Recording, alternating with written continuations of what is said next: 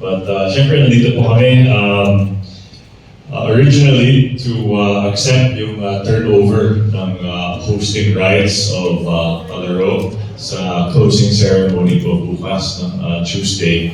But we took the opportunity, dala ko po yung aming kasama sa sports, media, and IT para mag-benchmark din.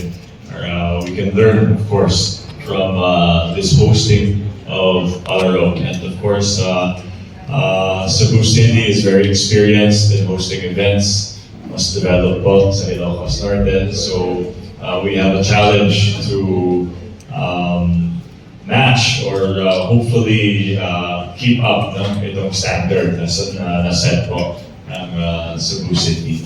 So we look forward to doing that next year, 2025. But we were able to go to, I think, 4 playing venues today, and very impressed, of course, sa pag-host ng DepEd and ng Cebu City po.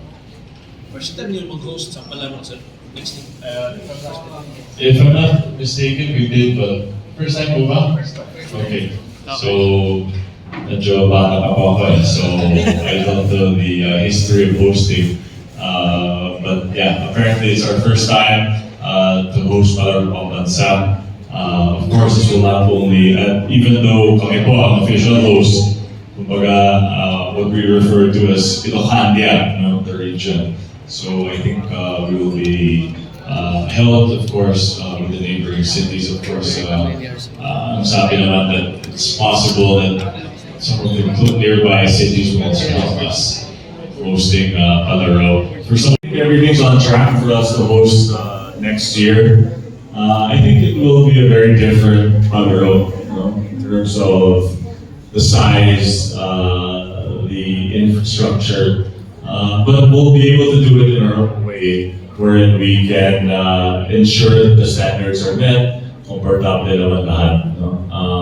In terms of these mega complexes and schools, let's be honest, Ilocos is not at the same level as Cebu. But we'll make sure that everyone feels comfortable. Of course, we comply with all of the sporting standards, and we work very closely with DepEd as well as the private sector to make sure that we host a successful Palaro.